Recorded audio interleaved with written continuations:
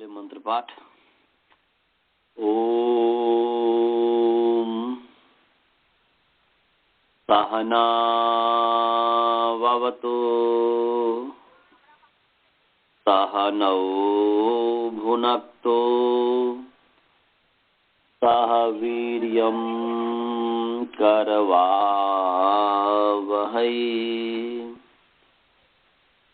तेजस्विनावधीतमस्तु मा विद्विषावहै।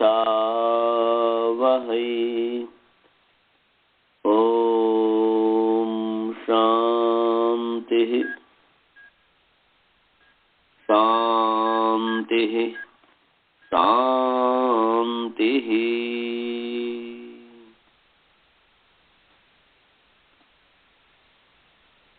येन धौता गिरः पुंसाम् विमलैः शब्दवारिभिः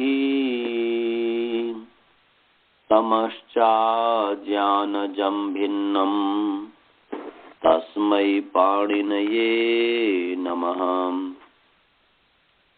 वाक्यकारं वरुरुचिं भाष्यकारं पतंजलिं पाणिनि सूत्रकारं च प्रणतोऽस्मि मुनित्रयम्। ओम शांति शांति शांति। सभी को सादर नमस्ते। आइए भगवान की कृपा से हम पाठ प्रारंभ करें। हमारा जो है शे सूत्र जो है इसकी सिद्धि चल रही थी। शे इति प्रगृह्य संयम भवति। शे का मतलब यहाँ पर सुपाम सुलुक पूर्व सवर्णा छया डाड्या जाला से जो सुपों के स्थान पर शे आदेश होते हैं, उस शे की बात यहाँ पर कही। उस शे की प्रगृह्य संज्ञा होती है। तो इसमें अस्मे इंद्रा बृहस्पति इसकी सिद्धि चल रही थी कि हम सबके लिए जो है इंद्र और बृहस्पति हैं। तो अस्मद शब्द इसकी जो है अस्मद शब्द है और इसकी जो है अर्थवत धातु और प्रत्यय प्रातिपदिक से प्राति संज्ञा हो गई। पूर्वस्व जो है यहाँ पर चतुर्थी विभक्ति बहुवचन है यहाँ पर, तो अस्मद के आगे भ्यास आ गया है। तो अस्मद के आगे भ्यास आ गया और उस भ्यास को ये चतुर्थी विभक्ति जो बहुवचन है ये भ्याम भ्यास, उस भ्यास को सुपाम सुलुक पूर्व सवर्ण छेया। तो पूर्व सुलुक पूर्व सवर्ण आ आत शे या मने याट या है नहीं या त्या या याच आल ये आदेश होते हैं। तो यहाँ पर शे आदेश हुए हैं तो अस्मद शे हो गया। अब इसका अनुबंध लोप करेंगे तो अस्मद ए ये है। इतने स्थिति हमने बता दिया था। अब इस स्थिति में जो ए है शे का जो श की संज्ञा हो गई है लाशक जैसे तस लोप अदर्शन लोप हुआ तो ए हुआ अस्मद ए। उस ए को मान करके अस्मद की जो है अंग संज्ञा है। यस्मात् प्रत्यय विधि प्रत्यंगम से अंग संज्ञा होने से अंगस्य का अधिकार चला। उस अंगस्य के अधिकार में शेषे लोप ये इससे अस्मद के अधभाग का लोप हो गया है शेषे लोप से। और फिर जो है अस्म और ए है अस्म बन गया। तो हमने बताया था कि शेषे लोप का अर्थ हम बताएंगे आपको। और शेषे लोप से पहले शेष क्या है इसके ऊपर भी दो तीन जो सूत्र है उसको समझ लेंगे तो अच्छा रहेगा। तो ये 7 2 90 नंबर सूत्र है, निकाल लीजिए। सप्तम अध्याय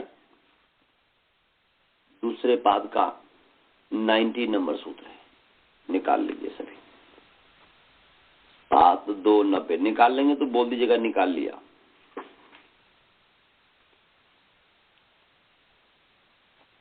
आप लोग निकाल लिए?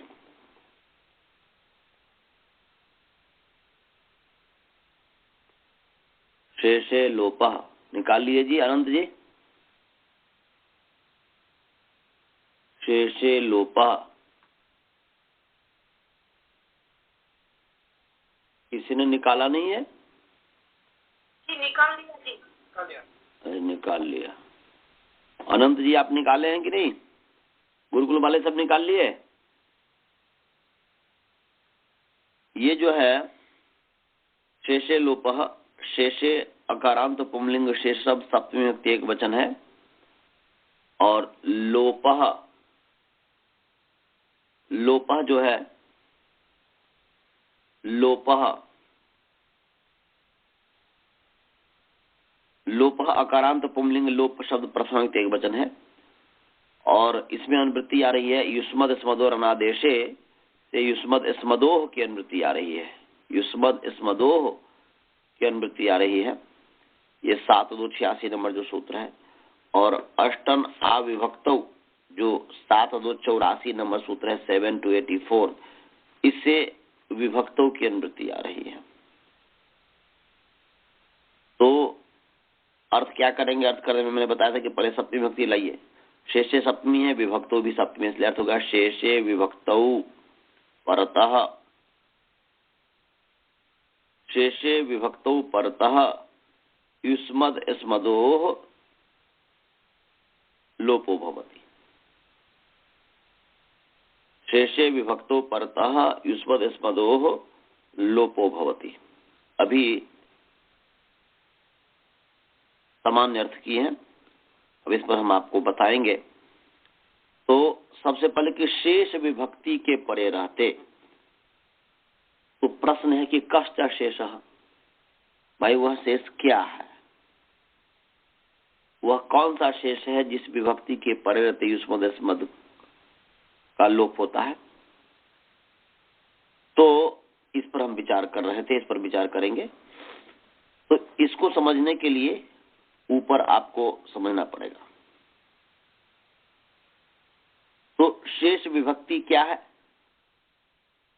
तो जहां पर जो है यत्र आकारो यकारश्च न विहितः, जहां पर आकार का विधान नहीं किया गया, माने आकार, जहां पर आकार का विधान नहीं किया गया है और जहां पर यकार का विधान नहीं किया गया। तो ये जो पूर्व जो सूत्र है, पूर्व जो सूत्र है योची हो गया, प्रथमायाम, प्रथमायास द्विवचने भाषायाम है 88, द्वितीयायाम च, तो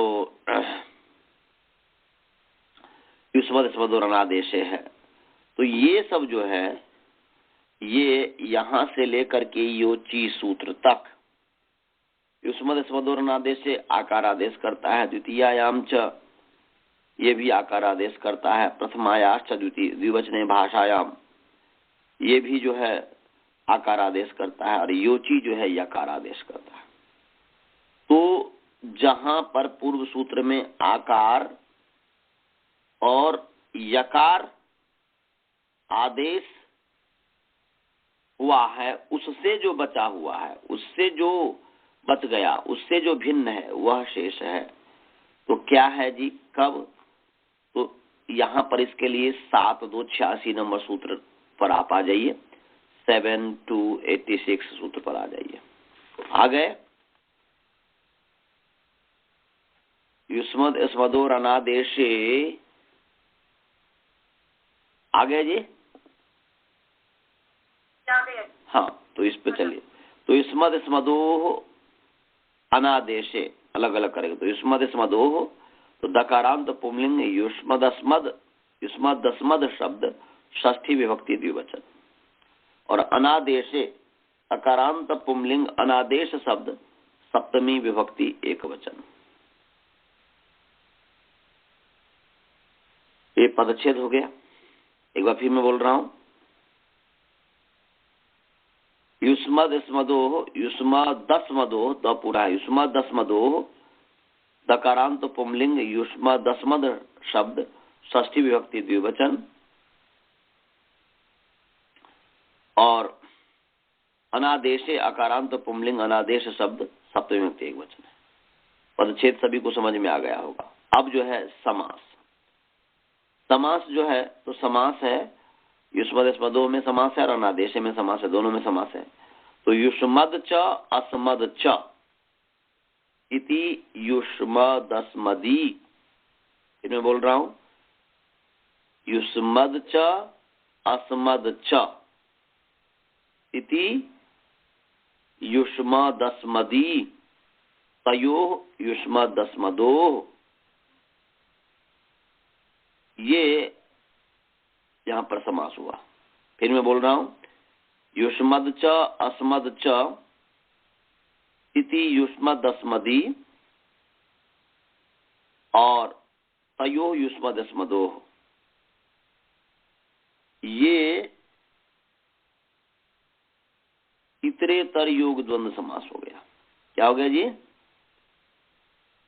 इतरेतर योग, हाँ, इतरेतर योग द्वंद्व समास हो गया।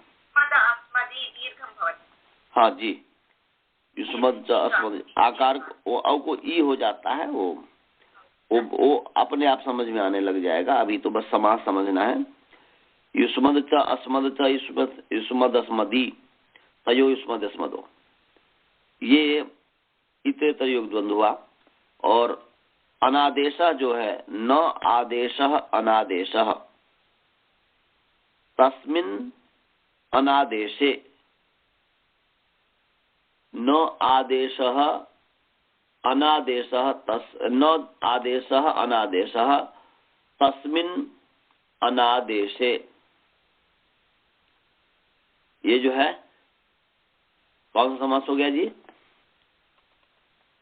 नहीं तत्पुरुष समास हो गया। तो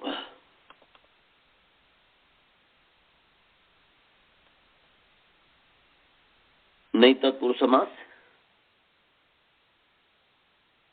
अब इसमें इसका जो अर्थ है, इसमें वही अष्टम अविभक्तौ जो सूत्र है 7284, उससे आ की अनुवृत्ति आ रही है। किसकी अनुवृत्ति आ रही है जी? आ की अनुवृत्ति आ रही है। और विभक्तों की अनुवृत्ति आ रही है। और अंगस्य का तो अधिकार चल ही रहा है। तो अर्थ इसका करेंगे तो अनादेशे विभक्तौ परतः युष्मद अस्मदोः अंगयोः स्थाने आकारादेशो भवति, माने अंतस अल स्थाने आकारादेशो भवति।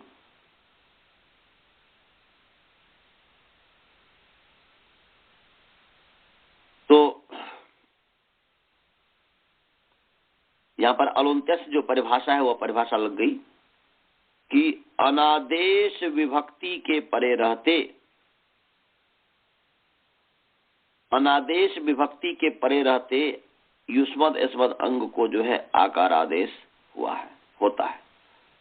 तो विभक्ति कितने हैं जी? 7 है। सु औ जस अम औट सस ताभ्याम भिस ङेभ्याम भैस ङसीभ्याम भैस ङस ओस आम गियो सुपे 7 विभक्तियां हैं। और इस 7 विभक्तियों के प्रत्येक जो वर्ण है, जो प्रत्येक जो प्रत्यय है, तो उसके आधार पर 7 या 21 21 हो गया विभक्ति। तो इसमें से सु औ जस अम औट सस ताभ्याम भिस इत्यादि है। तो पूरा जब युष्मद अस्मद की जब आप सिद्धि करेंगे तो फिर आपको पता चलेगा उसमें जो युष्मद माने सु औ जस अम औट सस ताभ्याम भिस गेभ्याम भैस गसीभ्याम भैस गस ओसाम गियो सुप, ये जो 21 प्रत्यय है, इसमें से 2 प्रत्यय है जो तृतीया विभक्ति बहुवचन है भिस ताभ्याम भिस, और सप्तमी का जो बहुवचन है नी ओ सुप सुप। तो भिस और सुप, इस 2 विभक्ति के, इन 2 विभक्तियों के परे रहते कोई भी आदेश नहीं होता, कुछ भी आदेश नहीं होता। माने युष्मद और अस्मद जो है, उस युष्मद अस्मद से आगे जब भिस विभक्ति होगा तो भिस के परिरहते युष्मद अस्मद को कोई आदेश नहीं कहा है। ऐसे सुप के परिरहते जो है युष्मद अस्मद को कोई आदेश नहीं कहा है। तो इसीलिए अनादेश विभक्ति माने जिसके परे रहते युष्मद अस्मद को आदेश नहीं हुआ उस विभक्ति का नाम है अनादेश विभक्ति। समझ गया जी? मैं क्या बताया कि जिस विभक्ति के परे रहते कुछ भी आदेश नहीं हुआ है उसको कहते हैं अनादेश विभक्ति। तो यहां पर अनादेश विभक्ति क्या हुआ ये याद रखिएगा। अभी तो याद रखने में ही अच्छा है भलाई है, क्योंकि उसके लिए तो फिर त्वम युवाम युवम सबकी सिद्धि करनी पड़ेगी, सबकी सिद्धि करनी पड़ेगी तब आपको समझ में आएगा। तो अभी जो है दो तरीके का विद्यार्थी होता है, एक संज्ञा और परिभाषा जो है कार्यकाल और यथोद्देश होता है। तो इसी तरीके से विद्यार्थी हुआ, एक तो कार्यकाल वाला हुआ, एक यथोद्देश हुआ। अभी आप हमारे ऊपर विश्वास करके ये कीजिए और आपको अपने आप समझ में आ जाएगा। अभी आपको इतना ही समझना है, इतने ही बातों को समझना है कि जो 21 विभक्तियां, 7 विभक्ति में जो 21 प्रत्यय है, जो सभी विभक्ति है, उसमें से भिस और सुप ये जो दो प्रत्यय हैं, ये जो दो प्रत्यय हैं ये अनादेश विभक्ति है। समझ गए जी? ये जो दो, हाँ, तो अनादेशे विभक्तो परतः माने भिस सुपोह परतः। क्या हो गया जी? भिस सुपोह परतः। आप कोष्ठक में लिख सकते हैं, सभी विद्यार्थी गुरुकुल वाले भी लिख लेंगे कि अनादेशे विभक्तो परतः युष्मद स्मदोः अंगयोः अंतस् अलह स्थाने आकारादेशो भवति, आ भवति, आकारादेशो भवति। तो वहां पर अनादेश व्यक्ति क्या हुआ तो कोष्ठक में लिख लेंगे भिस सुपोह परतः। अनादेशे विभक्तौ परतः इक्वल टू भिस सुपोह परतः युष्मद स्मदोः अंगयोः अंतस् अलह स्थाने आकारादेशो भवति। समझ में आया जी? हाँ, तो अनादेश विभक्ति हो गया माने भिस और सुप, एक तो ये हुआ। इसलिए युष्मद के आगे जब हम भिस लाते हैं तो वो द को आ हो जाता है, युष्म आ भिस है, और फिर जो आकर्षण देगा युष्मा भी बन जाता है। ऐसे अस्मासु युष्मासु ये बन जाता है। तो युष्मा भी अस्मा भी युष्मासु युष्मासु अस्मासु, ये वो बहुत ही सरल। युष्मद सब लाइए, तृतीया व्यक्ति बहुवचन भिस लाइए, युष्मद भिस।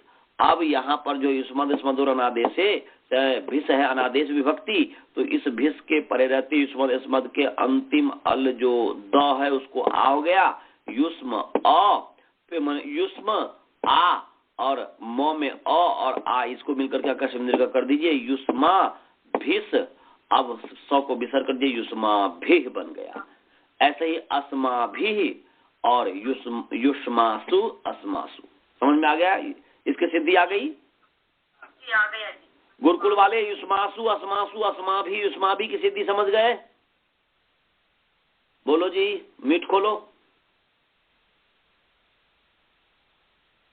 हेलो, हाँ, युष्मा माने युष्मासु अस्मासु युष्मा भी अस्मा भी की सिद्धि आ गई? नहीं आई है तो बोलो नहीं आई है, आई है तो बोलो आ गई है। सिद्धि आ गई युष्मा भी की सिद्धि? हाँ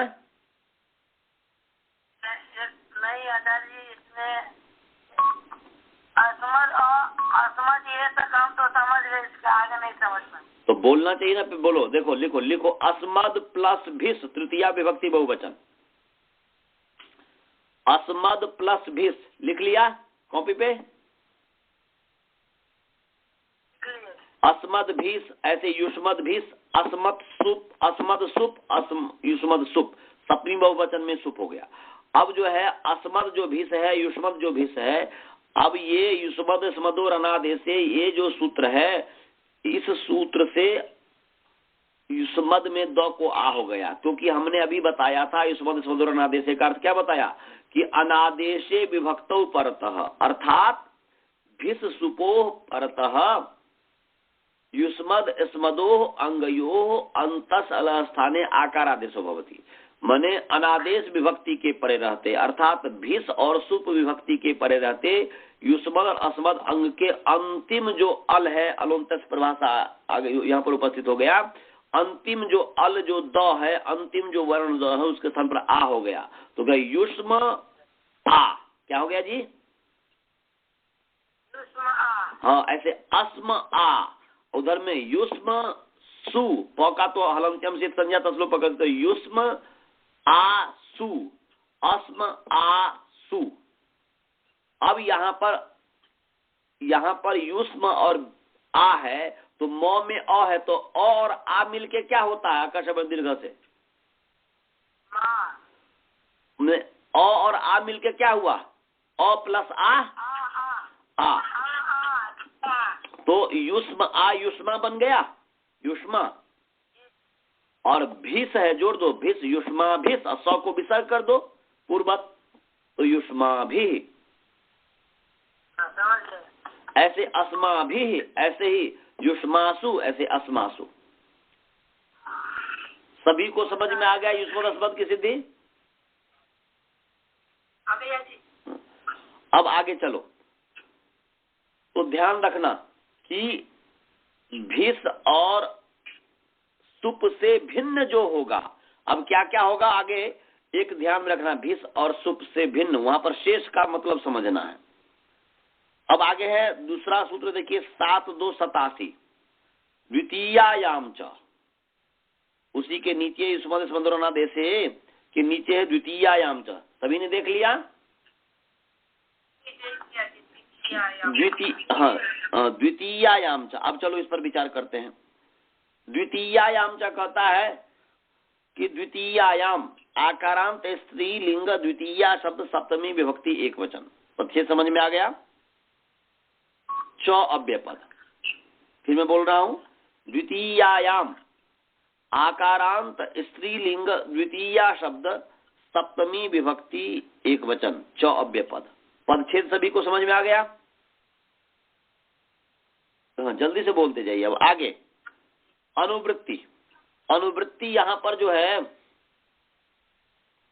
वही अष्टन आ विभक्तों जो है 7-2-84, उससे आ की अनुवृत्ति लाइए और विभक्तों की अनुवृत्ति लाइए, जो आह है उस आह की अनुवृत्ति ले आइए और विभक्तों की अनुवृत्ति ले आइए, और अंगस्य का अधिकार चल ही रहा है, और द्वितीयायाम च ये है, तो द्वितीया मने द्वितीया विभक्ति, तो द्वितीयायाम च है ही, द्वितीयायाम च विभक्तो, अब इसका अर्थ जो करेंगे तो द्वितीयायाम च विभक्तौ परतः, द्वितीयायाम च विभक्तौ परतः युष्मद स्मदोः अंगयोः अंतस् अलः स्थाने आकारादेशो भवति। फिर लिख लो, फिर देखो, बहुत ही सरल अर्थ है कि द्वितीयायाम च विभक्तौ परतः, च माने भी, माने द्वितीया विभक्ति के परे रहते भी, अर्थात भिस और सुप के परे रहते तो आकारादेश हुआ ही है उसमें पदों को। अब यहाँ पर द्वितीयायाम च, द्वितीया विभक्ति कौन से है जी? आम आउट सस, यही है ना जी?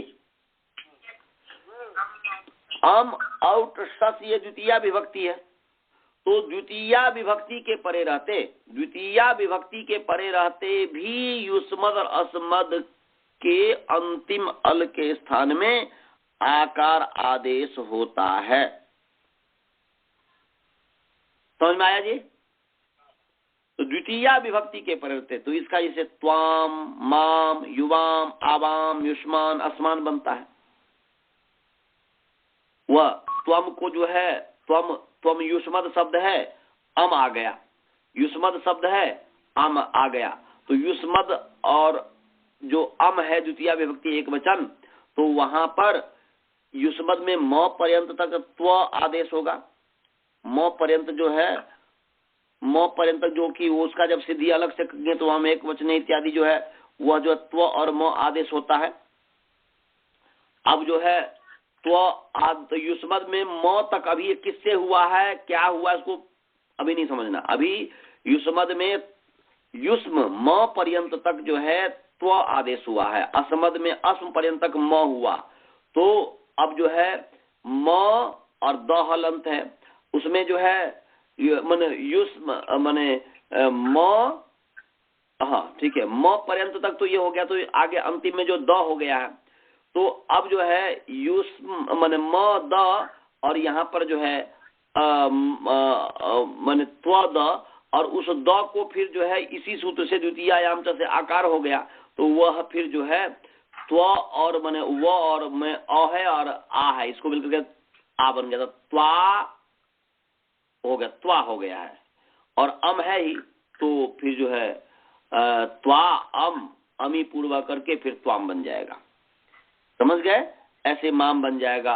इस तरह से युवाम युष्मान इत्यादि बनता है। अभी आपको जो समझना है, अभी उसकी सिद्धि नहीं, वो सरल था इसलिए मैं युष्मन स्मदों में बता दिया था, वो उसमें कोई अलग से कोई आदेश नहीं करना था। तो अभी आपको जो समझना है कि युष्मद स्मद के अंतिम वर्ण के स्थान पर, अंतिम अल के स्थान पर आकार आदेश होता है। कब?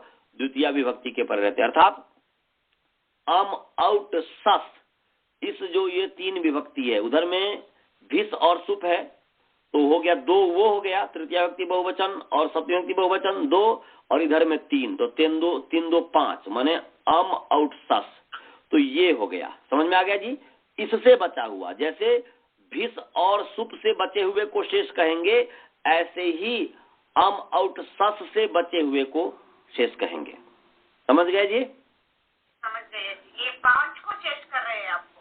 अभी 5 और आगे और समझाना। अभी योची तक चलना, अभी क्रम से चल रहे हैं। अभी तक तो आपने समझा शेषे लोपा में जो शेष जो विभक्ति है, तो शेषे में से अभी हमने 5 को अलग किया है। किसको किसको किया है?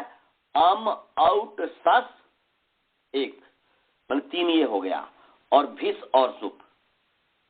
समझ गए? सभी को समझ में आया? बालबोध जी, श्रवण जी, समझ में आया जी? हाँ, अब आगे चलो। 88 नंबर, 7288, 7288, यह है प्रथमायाश्च द्विवचने भाषायाम। क्या सूत्र है जी? प्रथमायाश्च द्विवचने भाषायाम। सभी ने देख लिया सूत्र?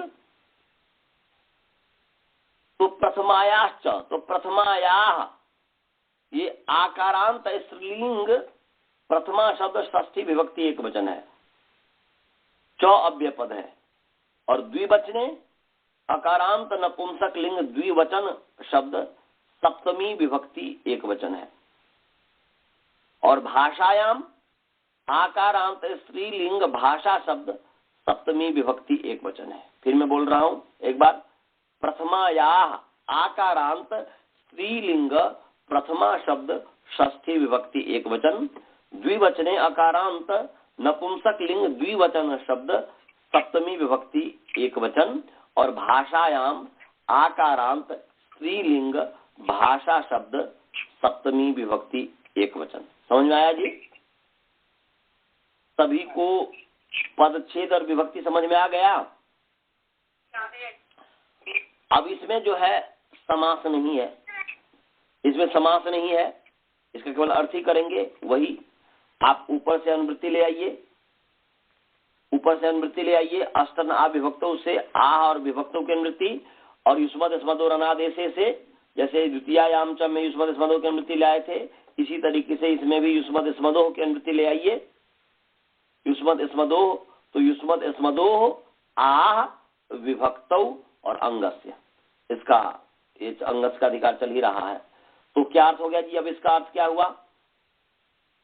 तो यहाँ पर पहले सप्तमी भाषायाम जो है, तो भाषायाम माने भाषायाम विषये, भाषा विषय में, क्या है जी? भाषा माने लोक व्यवहार, ये जो भाषा में जो अर्थात इससे ये पता चलता है, जैसे आज एक हिंदी भाषा है, लोक व्यवहार की भाषा है, संस्कृत भी कभी लोक व्यवहार की भाषा थी। ये अब देख लो, इससे पता। हाँ जी, आवाज घर घर आकर आ रही है। अच्छा, घर घर आके आ रही है। अब देखिए तो अब ठीक है। नहीं, अब जैसे वो कट कट करके आ रहे हैं। अच्छा, फिर मैं दोबारा कर रहा हूं। ये जो है भाषायाम जो यहाँ पर दिया गया है, इस भाषायाम से आपने क्या समझा, क्या तात्पर्य निकाला? बोलिए जी, वसुधा जी। लोक भाषा ये तो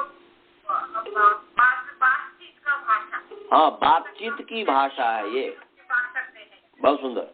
तो ये जो है भाषायाम जो कहा जा रहा है, इसका मतलब ये है कि उस समय, जिस समय महर्षि पाणिनि जी थे, उस समय बातचीत की भाषा संस्कृत ही थी। जैसे आज हम हिंदी भाषा कर रहे हैं, कोई तेलुगु भाषा है, कोई अलग अलग भाषा है, परंतु उस समय की जो भाषा जो संस्कृत भाषा थी। तो भाषायाम माने भाषायाम विषये, विषय सप्तमी है। भाषायाम में विषय सप्तमी है, इसलिए अर्थ हो गया भाषायाम विषये। क्या अर्थ हो गया जी? भाषायाम विषये। अब भाषायाम विषये प्रथमायाश्च द्विवचने, तो प्रथमायाश्च द्विवचने विभक्तो परतः, माने प्रथमा विभक्ति के द्विवचन। प्रथमाया षष्ठी विभक्ति अभी मैंने बताया था, तो प्रथमाया इसलिए प्रथमा के, द्विवचने द्विवचन और विभक्तों की वृत्ति आ ही रही है। तो अर्थ क्या हो गया? भाषायाम विषये प्रथमायाश्च द्विवचने विभक्तौ परतः युष्मद् स्मदोः अन्तस् अलः स्थाने आकारादेशो भवति। लिख लीजिए, भाषायाम विषये, भाषायाम विषये प्रथमायाश्च द्विवचने विभक्तौ परतः,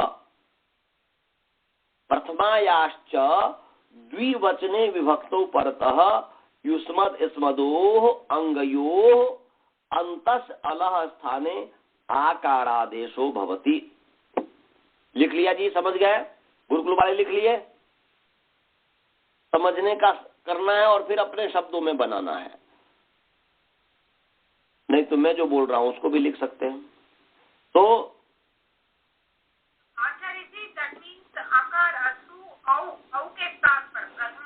प्रथमा विभक्ति का द्विवचन औ हो गया ना, औ हो गया, औ के स्थान पर आकार आदेश होगा। तो उसके औ के परे रहते युष्मद् के द जो है अंतिम जो वर्ण है उसको आकार आदेश होता है। समझ गए? हाँ, हाँ, इसीलिए तो जो ना देखिए, त्वम युवाम यूयम, त्वाम त्वा युवाम माने प्रथमा विभक्ति का द्विवचन और द्वितीय विभक्ति का द्विवचन, दोनों का एक ही स्वरूप है कि नहीं? युवाम युवाम एक ही है कि नहीं? हाँ, तो यहाँ पर प्रथमायाश्च द्विवचने भाषायाम, प्रथमा विभक्ति के द्विवचन, प्रथमा विभक्ति के द्विवचन परे हो, या प्रथमा के द्विवचन विभक्ति परे हो, या प्रथमा विभक्ति के द्विवचन परे रहते, द्विवचन तो भी विभक्ति है, तो द्विवचने विभक्तो परतः युष्मद् स्मदोः अंगयोः अन्तस् अलः स्थाने आकारादेशो भवति। भाषा विषय में प्रथमा विभक्ति के द्विवचन विभक्ति के परे रहते अर्थात द्विवचन के परे रहते युष्मद् स्मद् अंग के अंतिम अल के स्थान में आकार आदेश होता है। बालबोध जी समझ में आया? श्रवण जी समझ में आया? मनीष, जितने भी विद्यार्थी है नित्यान, सबको समझ में आया?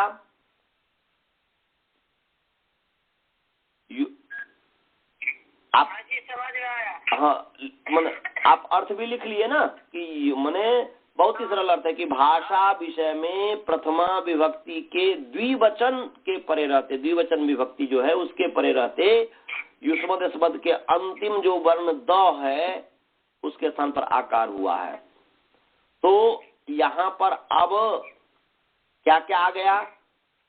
आपका प्रथमा विभक्ति द्विवचन औ और द्वितीया विभक्ति तीनों, तो 3 1 4 और भिस और सुप 2, तो कितने हो गए जी? 6 हो गए। तो 6 विभक्ति हो गया। 21 में से 6 माने औ, अम, औट, सस, भिस और सुप, ये 6 हो गए। 6 विभक्ति अच्छे से समझ में आ गया जी? हाँ, उससे जो बचा हुआ है वो शेष हुआ। अब आगे एक और बच गया, योची। क्या बचा जी? योची 7 2 89, 7 2 89। तो अब जो है 7 2 89 जो है, चलिए इस पर विचार करते हैं। योची, योची में यह अकारांत पुंलिंग यह शब्द प्रथमा विभक्ति एक वचन। फिर मैं बोल रहा हूं, अकारांत पुंलिंग यह शब्द प्रथमा विभक्ति एक वचन। अची चकारांत पुंलिंग अच शब्द सप्तमी विभक्ति एक वचन। फिर मैं बोल रहा हूं, अकारांत पुंलिंग यह शब्द प्रथमा विभक्ति एक वचन। अची चकारांत पुंलिंग अच शब्द सप्तमी विभक्ति एक वचन। पदच्छेद विभक्ति समझ में आ गया? सभी समझ गए जी? बोलिए। अब आगे है वही अनुवृत्ति अष्टन आ विभक्तो जो है 7 2 84, उससे आ और विभक्तो, आह और विभक्तों की अनुवृत्ति लाइए। युष्मद स्मदोह, युष्मद स्मदोह अनादेश से जो 7 2 86 है, उसमें से युष्मद स्मदोह की अनुवृत्ति ले आइए। युष्मद स्मदोह की अनुवृत्ति ले आइए। और इसमें जो है अनादेशे की भी अनुवृत्ति ले आइए।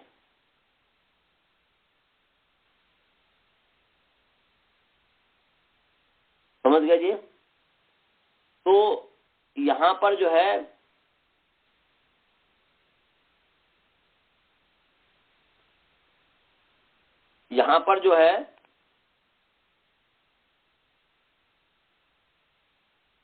अर्थ अब करते हैं। अची है और विभक्तो है। अची भी सप्तमी है, विभक्तो भी सप्तमी है।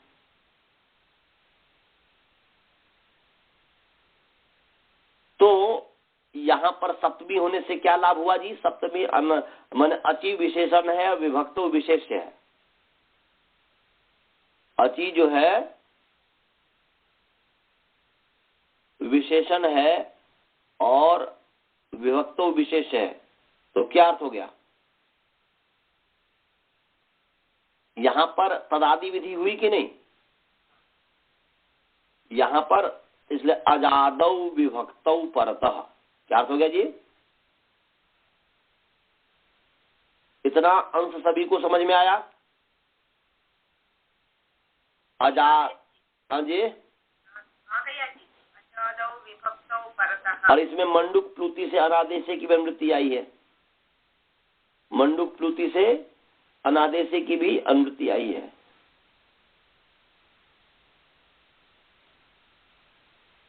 तो अर्थ क्या हो गया? अनादेशे अजादौ विभक्तौ परतः।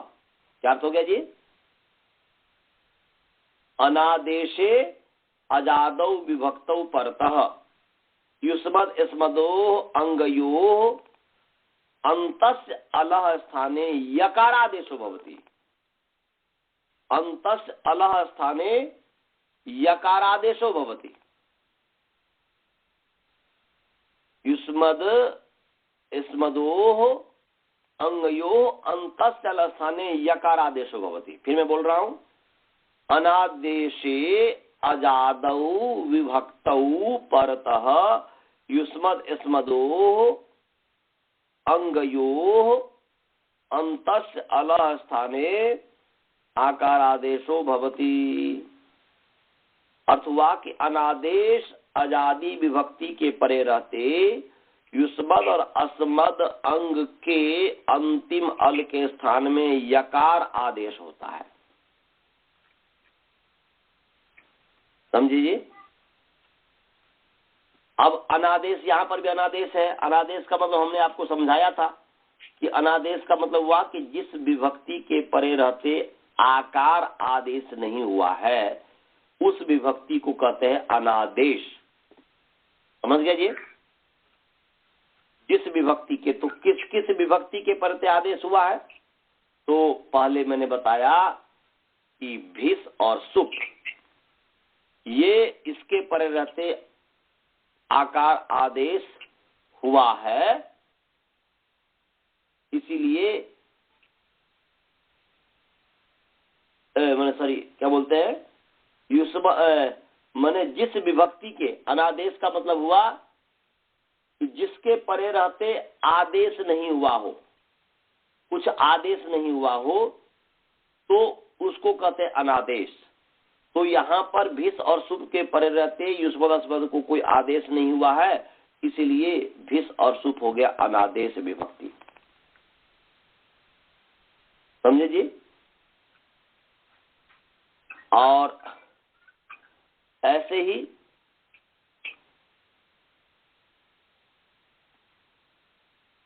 योची कि जिस विभक्ति के परे रहते, यहां पर अनादेश, जिस विभक्ति के परे रहते युष्मद अस्मद को आदेश नहीं हुआ है उसको कहेंगे अनादेश। तो यहां पर जो है, यहां जो है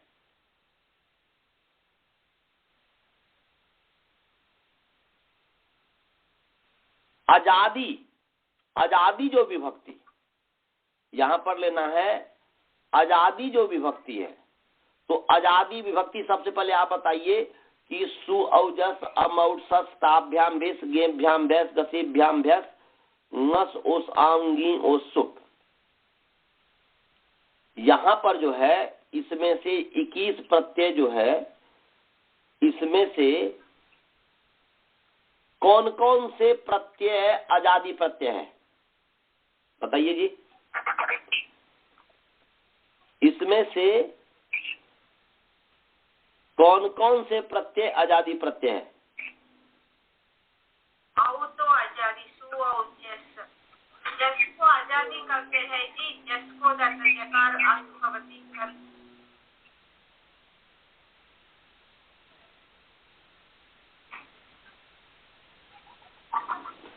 और एक चीज मैंने जो है थोड़ा गलत बता दिया, सॉरी, आप सभी को मैंने एक चीज गलत बता दिया।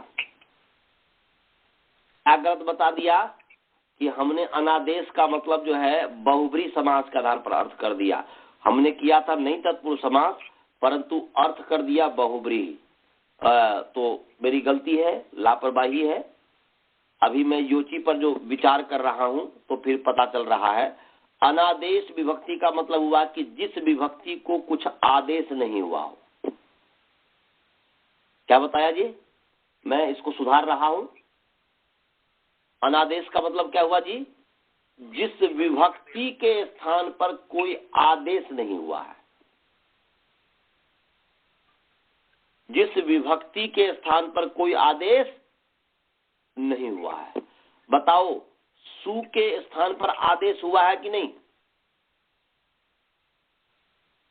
सा जुसो रू से स को रू, सु को रू आदेश होता है कि नहीं जी?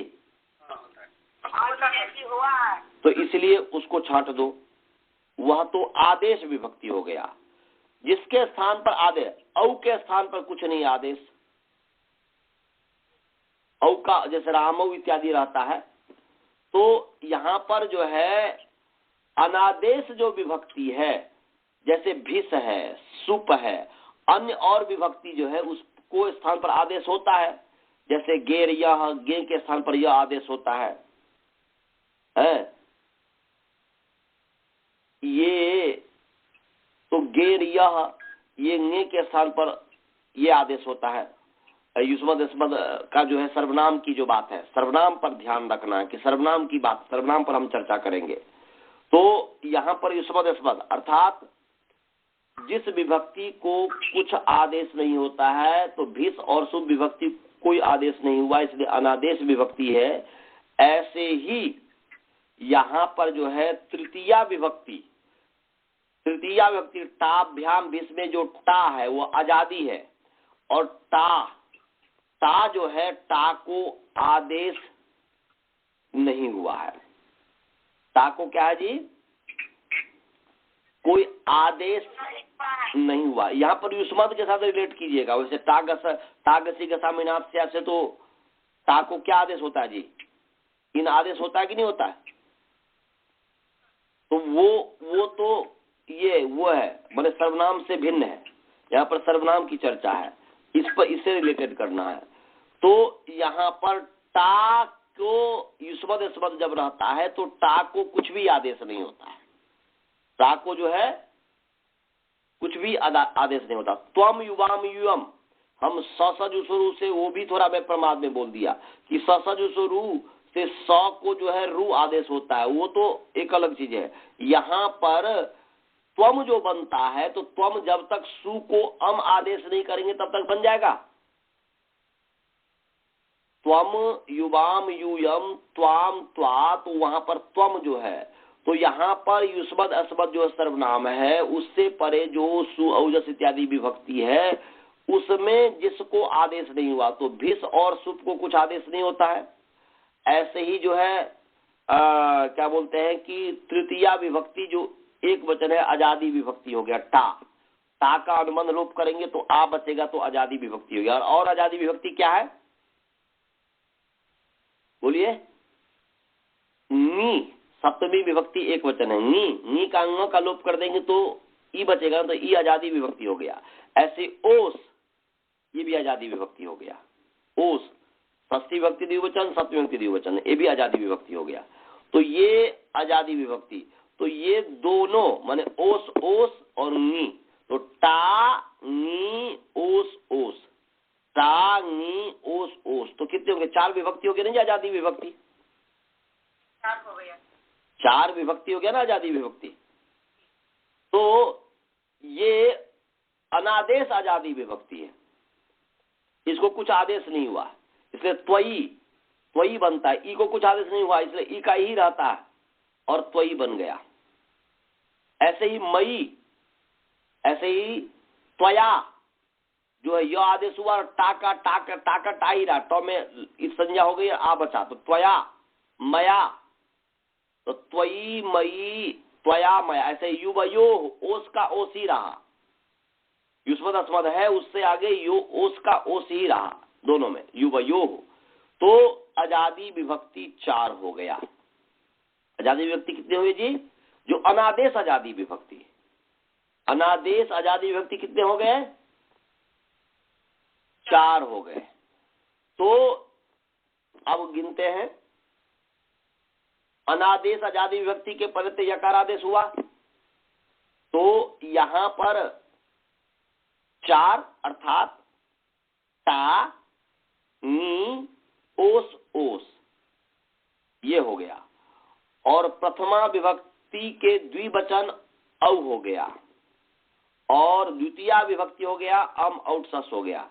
तो सुऔजस का औ, अम औट सस 3, तो 3 1 4, और टा हो गया 5, भिस हो गया 6, और नी हो गया 7, ओस ओस 2 हो गया तो 9, और 9 ही हुआ ना जी, और सुप हो गया 10, तो टोटल हो गया 10।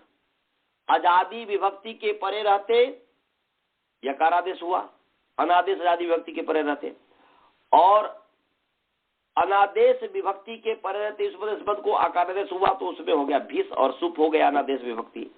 अनादेश वह भी है, अनादेश वो 4 प्रत्यय भी है, मन अनादेश वो हला भिस और सुप हलादी हो गया अनादेश विभक्ति, और ता, नी, ओस, ओस, ये चार जो है ये अनादेश आजादी विभक्ति हो गया।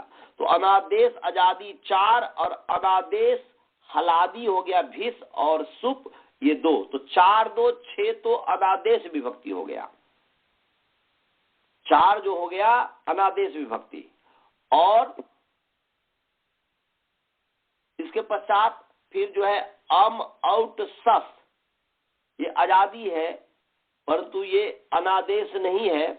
तो यहां पर द्वितीया विभक्ति तीनों और फिर प्रथमा विभक्ति का द्विवचन औ। तो 3 1 4, तो 6 4 10। 10 विभक्ति को छोड़ करके कितने बच गए जी? 21 में से 10 को घटा देंगे तो कितना हुआ? 11। तो 11 विभक्ति शेष विभक्ति हुआ। माने सु, जस, भ्याम, फिर मैंने भ्याम, फिर मैंने गे हो गया, भ्याम हो गया। तो उस तरफ आ गया। हाँ जी। तो इस तरफ आ गया आजादी विभक्त। हाँ। और अम, आउट, शस तो उस तरफ जा गया। तो द्वितीया में कुछ भी नहीं है। और द्वितीया में कुछ भी नहीं है। प्रथमा में 2 है, सु है और जस है। और तृतीया में जो है भ्याम है। तृतीया में भ्याम है। तो कितने हो गए? 2 और 3, 3 हो गया। और ने, भ्याम, भ्यास, तो 3 3 6 हो गया। नसी, भ्याम, भ्यास, तो 6 3 9 हो गया। और नस और आम, तो आम, नस और आम, तो 9 2 11 हो गया कि नहीं? दोनों को नस और आम उसको मिलना नस, हाँ। तो 11 विभक्ति जो है शेष विभक्ति है। 11 विभक्ति जो है शेष विभक्ति है। सभी को समझ में आया? आप लोग श्रवण जी समझ में आया आपको? मनीष जी, विद्यानंद जी, सभी को समझ में आया? आचार्य जी। हाँ बोलिए। आपने नी को आजादी में गिना है लेकिन गे और गसी और दस को क्यों नहीं गिना? अच्छा जी, बहुत अच्छा इन्होंने प्रश्न पूछा कि गे को आपने आजादी में गिना है और गे, नस इत्यादि को अनुबंध करके तो भी तो आजादी है, तो उसको क्यों नहीं गिना? इसका उत्तर कौन दे सकता है? बसदा जी आप दे सकती है? नी, जैसे नी है, नी का अनुबंध लोप करेंगे तो ई बचेगा, वो आजादी है। ऐसे गे भी ङ का लोप कर दिए, ngसी में ङ का लोप कर दिए, नस में भी ङ का लोप कर दिए, तभी ये तो आजादी है। तो इसका आपने ग्रहण क्यों नहीं किया? चाहे प्रश्न तो जायज है, इसका उत्तर प्रश्न तो जायज है। द्रोण जी आप बताइए इसका उत्तर। वहाँ पे वो विभक्तियों का आदेश होगा। बहुत सुंदर, बस उत्तर मिल गया। वो करे अनादेश आजादी विभक्ति करा है ना जी। अनादेश भी तो विशेषण जोड़ दिया। सीधे आजादो विभक्तों कहते तब भी वो भी आ जाता। ये जब आगे पूरे पढ़ेंगे युष्मद की सिद्धि जब करेंगे तो आपको अच्छा से स्पष्ट हो जाएगा। तो वह जो है अनादेश आजादी विभक्ति, तो ये जबकि नस, नसी इत्यादि आदेश आजादी विभक्ति है। नहीं समझे जी? नहीं। अच्छा बताइए, युष्मद का षष्ठी विभक्ति क्या है?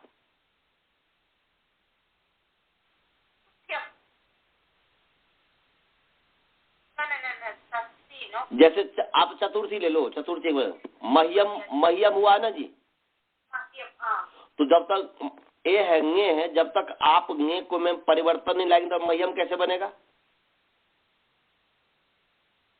इसका मतलब आदेश हुआ ना उसको, उस गे विभक्ति को आदेश हुआ ना जी। कुछ रिप्लेसमेंट हो गया। जी जी, अब समझ में आ गया। समझ गए? जी। हाँ, तो ये यहाँ पर ये करें कि अनादेश विभक्ति के, अनादेश आजादी विभक्ति के परे रहते, अनादेश आजादी विभक्ति के परे रहते जो है युष्मद अस्मद को माने युष्मद अस्मद के अंतिम अंक के सामने यकार आदेश होता है, तो इसलिए उसको हमने उसमें छांट दिया। और इस पर जब युष्मद की जब पूरी सिद्धि करेंगे ना जी, तो उसमें विशेष विचार करेंगे। तो सामने जो उदाहरण है त्वया मया त्वयि मयि युवयो आवयो, इसको ध्यान में रख करके कर रहे हैं कि आजादी ये है तो उसमें यह आदेश हुआ, परंतु वहां पर मह्यम बनता है, फिर मत बनता है, मत बनता है कि नहीं, त्वत बनता है, मम इत्यादि बनता है। तो वो उस पर जब ये करेंगे सिद्धि तो आपको बताएंगे।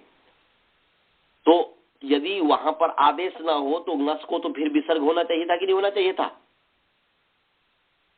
मम है ना जी, तो इसीलिए वो ङे ङस ङसी ये अनादेश आजादी विभक्ति नहीं है, आदेश आजादी विभक्ति है, इसलिए उसको नहीं गिने। अब समझ गए आनंद जी? जी समझ गया सर। तो शेषे लोप में शेषे से कितनी विभक्ति लेना है?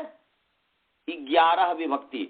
अब गुरुकुल वाले से मैं निवेदन करूंगा, इसको रट डालना, इसको याद कर डालना कि अनादेश विभक्ति कौन है, युष्मद अस्मद के परे रहते जो विभक्ति है वो अनादेश विभक्ति कौन है, तो याद कर लेना कि ता नी ओस ओस भिस सुप।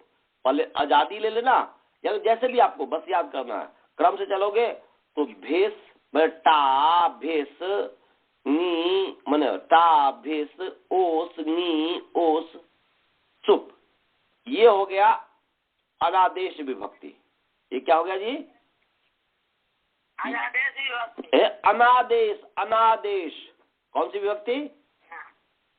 अनादेश। हाँ, ये याद कर रट लेना, इसको पक्का करना अष्टाध्यायी की तरह। अनादेश विभक्ति तो बहुत काम आएगा आगे, युष्मद अस्मद की सिद्धि में काम आएगा बहुत। तो अनादेश विभक्ति, उसमें से 4 जो है अनादेश आजादी विभक्ति है और 2 जो है अनादेश हलादी अनादेश विभक्ति है। तो ये, और उसके बाद जो रेस्ट जो बचा, जो बच गया रेस्ट ऑफ विभक्ति जो है, वह सभी जो है आदेश विभक्ति है। तो शेषे लोप माने शेष विभक्ति के परे रहते। अब जो अर्थ हुआ कि शेषे लोप माने शेषे विभक्तौ परतः युष्मद अस्मदयो अंगयो अंतस अलह स्थाने लोप भवति,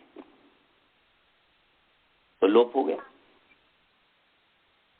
समझे जी? तो फिर जो है त्वम अहम यूयम वयम तुभ्यम मह्यम युष्मभ्यम अस्मभ्यम त्वत् मत युष्मत अस्मत तव मम युष्माकम अस्माकम, इसकी सिद्धि होती है शेषे लोपा से, माने उसमें ये होता है। तो आइए अब हम अपने प्रसंग में आते हैं। इसमें किसी को कोई शंका तो नहीं है? तो अब जो है हमारा जो अस्मे इंद्रा बृहस्पति जो है, तो इसमें अस्मे अस्मद के आगे भ्यस विभक्ति हुई है। क्या हुई है जी? तो यहाँ पर बताओ, भ्यस को आदेश हुआ न शे,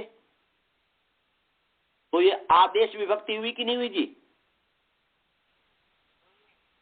बोलिए जी आनंद जी। ये तो आदेश विभक्ति हो गया ना जी? जी। तो यहाँ पर जो है अनादेश के परे रहते ही आकार यकार होता है और आदेश के परे रहते यकार आकार नहीं होता है, इस चीज को ध्यान में रखना है। तो यहाँ पर भ्यस जो है 11 के अंतर में है कि नहीं? भ्यस चतुर्थी विभक्ति बहुवचन जो है ङे भ्याम भ्यास, ये तो आदेश विभक्ति है ना जी। तो यहाँ पर भ्यास जो है उस भ्यास को से आदेश हुआ तो आदेश विभक्ति हो गया। तो इसके शेष विभक्ति परे है यहाँ पर भ्यास।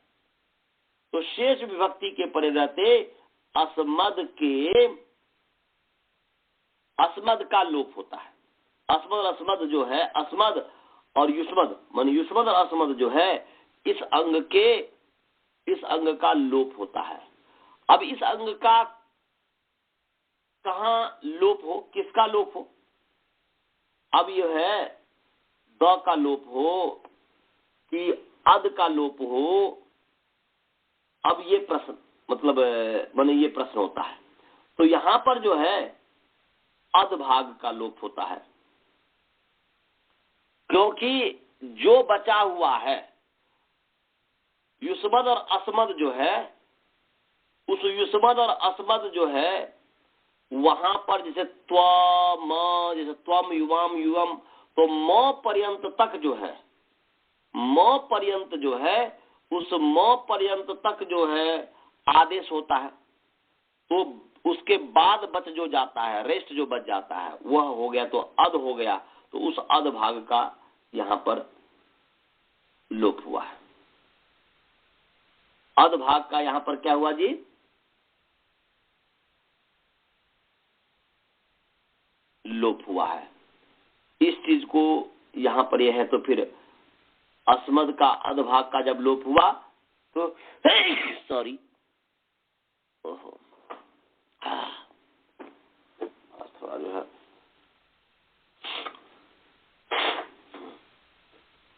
युष्मद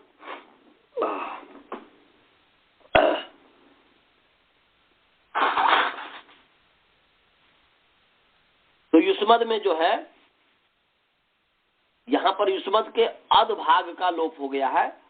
तो मो पर्यंत माने मो तक को छोड़ करके कहा है। तो फिर उसका अस्म ए अस्मद हो गया। अब ये है, ये भी मुझे थोड़ा समझाना पड़ेगा कि अस्मद जो है ना, अस्मद तो हालांकि ये पूर्ण रूप से ठीक से तब समझ में आएगा आपको कि जब आप उसकी पूरी जब सिद्धि करेंगे, त्वम युवाम युवम इत्यादि की जब सिद्धि करेंगे तो समझ में आएगा।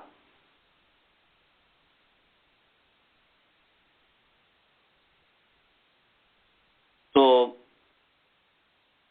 यहां पर बस ये है, एक सूत्र है वैसे, म पर्यंतस्य। क्या है जी? म पर्यंतस्य। जो भी मतलब जो आदेश होगा, जो कुछ भी लोप इत्यादि होगा तो म पर्यंत को छोड़ करके ही होगा। अभी इसको इतने ही रूप में समझिए, या म पर्यंत से सूत्र निकाल लीजिए जी। म पर्यंत से सूत्र कहाँ है वो देखिए। तो हालांकि अब समय हो गया है, अब जो है 10:04 हो गए हैं। इस पर कल चर्चा करेंगे। हमने वैसे सिद्धि कर दी है, अस में और युष में ऐसे ही बन जाएगा। त्वे इति में इति अब कल करेंगे।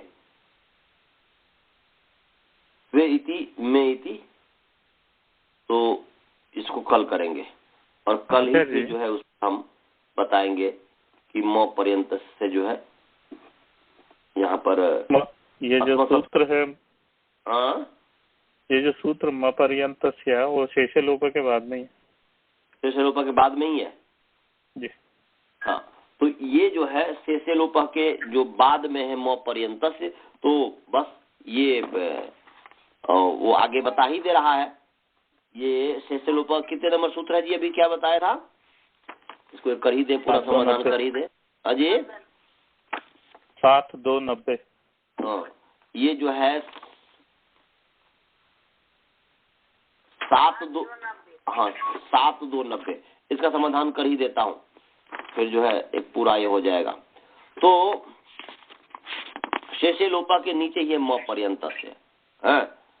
तो अब जो है म पर्यंत जो है, म पर्यंत से अकारांत पुंलिंग म पर्यंत शब्द षष्ठी व्यक्ति एक वचन है और समास है इसमें मह पर्यंत यस्य, मह पर्यंतो यस्य, तब म पर्यंत।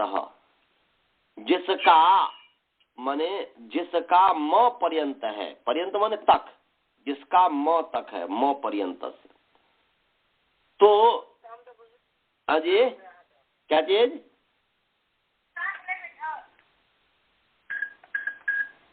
तो ये म पर्यंत से जो है ये अधिकार सूत्र है। म पर्यंत कौन सा क्या सूत्र है जी? अधिकार सूत्र है।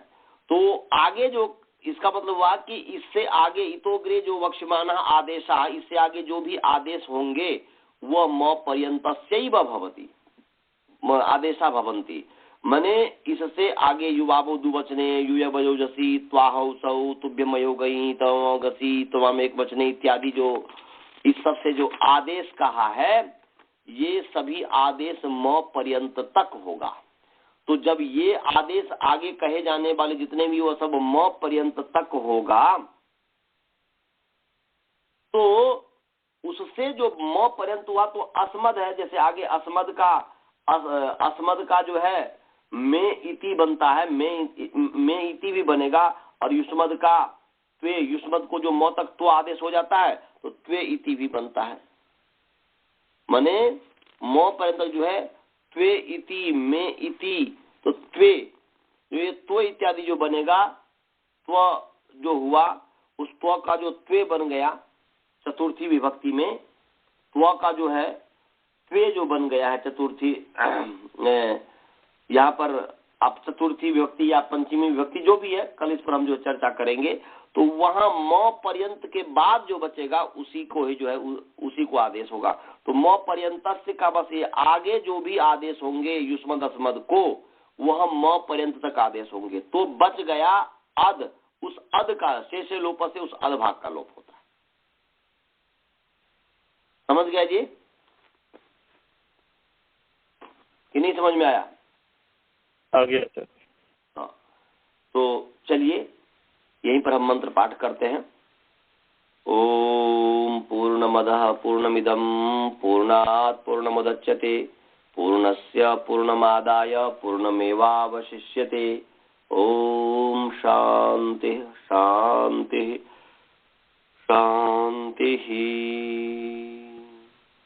नमस्ते सर। नमस्ते जी, नमस्ते नमस्ते हरि नमस्ते। नमस्ते नमस्ते।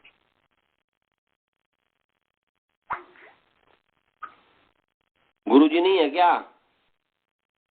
गुरुजी नहीं है, हम लोग तो रीमा में है। अच्छा रईमा में है। गुरुजी कहाँ गए? गुरुजी कार्यक्रम में गए, कहीं शादी करवाना था तो कल ही गए, कल गए, आज आएंगे। आ जाएंगे। आप लोग की पढ़ाई ठीक है?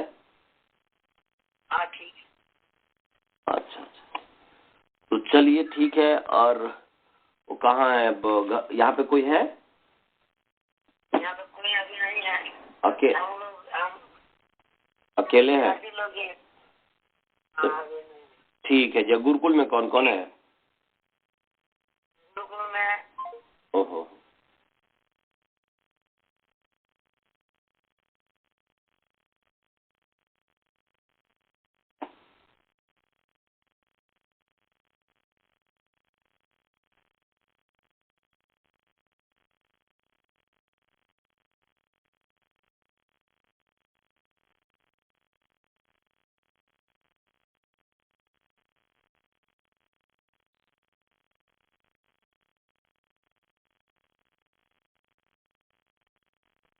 नमस्ते ब्रदर जी। आपने कॉल किया था जिसे उस समय मैं पढ़ा रहा था।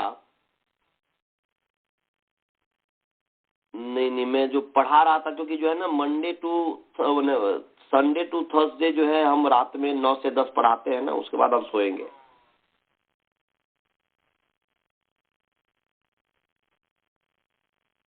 हाँ हाँ,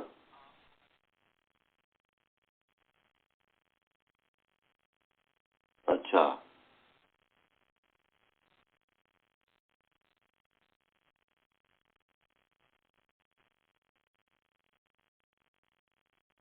कौन सी लाइब्रेरी में?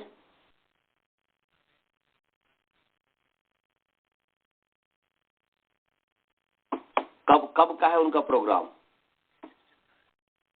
मई 16 का है। तो करने के लिए कर देंगे, आप लोग जैसे भी बोलेंगे, परंतु यह है ना कि वो लोग जान जाएंगे ना कि इसका प्रयोग कर रहा है, क्योंकि इनॉग्रेशन जो करना है।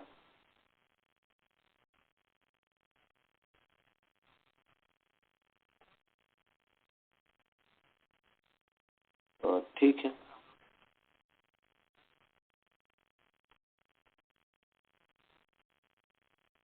हाँ चलिए ठीक है, जैसे भी है। ना ना ना ना, एकदम ठीक है। आप ये जो कर रहे हैं ठीक ही कर रहे हैं, ठीक कर रहे हैं। हाँ जी।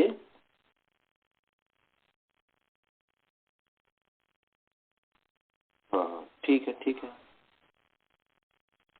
ठीक है। और परंतु पैसा आप लोगों ने बहुत कम लिया।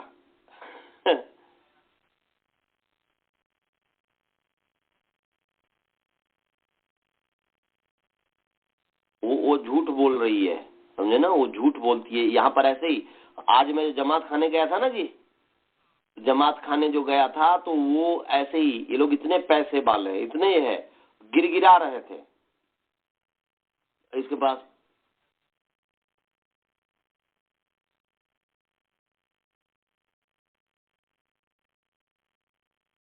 हाँ, नया बिल्डिंग का तो एफोर्ड भी नहीं कर सकती है वो फिर।